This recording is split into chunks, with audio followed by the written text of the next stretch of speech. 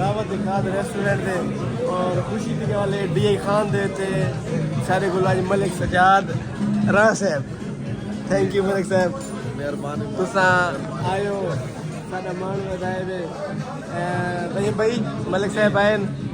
बिल्कुल ते इना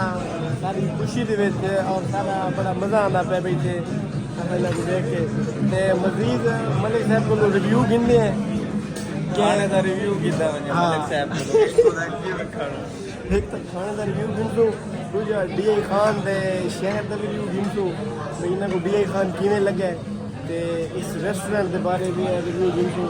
ते सुबह इंशाल्लाह मलिक साहब को क्या दिखावना है गोमल यूनिवर्सिटी इंशाल्लाह दिखासो मलिक साहब को फिर वैसो और सिटी भी दिखासो भैया DI खान के पीछे शहर का किवें लगे और यूनिवर्सिटी भी दिखासो ते सुनाओ मलिक साहब क्या हाल है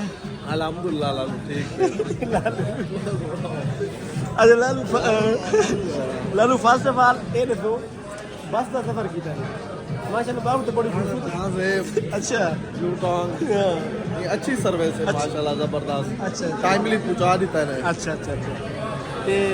कोई रस्ते मसला हो राणा जजेब की तो कोई मसला नहीं अपने वसे देख लेते हैं हाँ कोई एडवाइस देना चाहो जजेब कंपनी में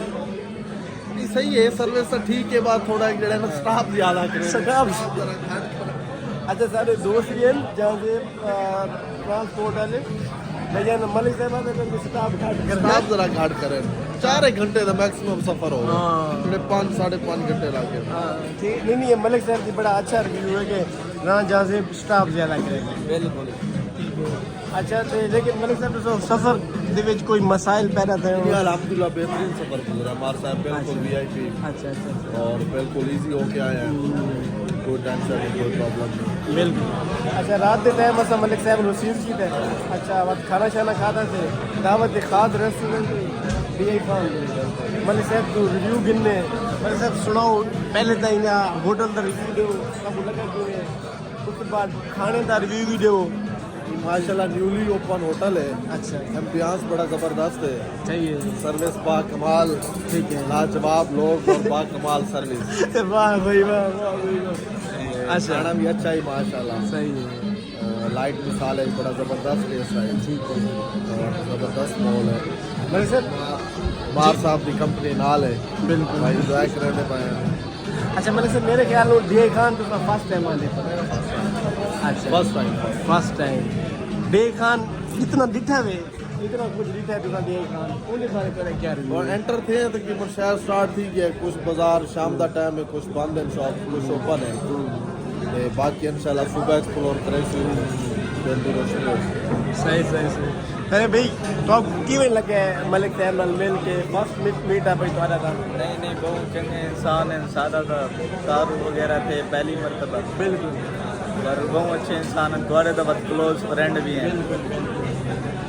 मलिक साहब यकीनन साढ़े भीरा सब सच्चे भीरा है मलिक साहब नाल वो रिश्ता है और हमेशा साथ कट्ठे होंगे ते मलिक साहब गप्पा मूंह सुने लेकिन अब पता नहीं उधर सफर की थकावट है खाना शाना खा गए गप्पा सुने सो खाना हजम करे सो सही इंशाल्लाह चासा से वाह ते बाकी सादा रिव्यू है रेस्टोरेंट अच्छा है खाना भी अच्छा है सर्विस केड़ी है ना क्या DI खान ने वैसे ये होटल में बेस्ट सर्विस है बिल्कुल बिना देने से लेकिन दीवान खास वाले ये सारी रिक्वेस्ट है सर्विस की ज़रा क्विक सर्विस की थी क्योंकि सर्विस ज़रा नहीं दी आई मेरे ख्याल थोड़ा रश की वजह करके ना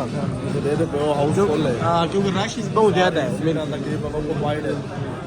इस वजह करके थोड़ा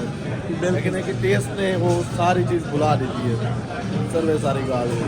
बिल्कुल अगर मैं इतने जितने भी ऐसा रेस्टोरेंट विजिट की थे नमक मंडी दिया के रहा है कहना नाल उन्हें दूजा दीवाने किस्सा खानी है अच्छा लसानी है जितने असा विजिट की थे ना उन्होंने खाना अच्छा और इन्होंने डाइनिंग भी सबको पसंद आई बिल्कुल इंटीरियर भी अच्छा ये इवें लगता जी एक पंजाब का डिज़ाइन की अच्छे शहर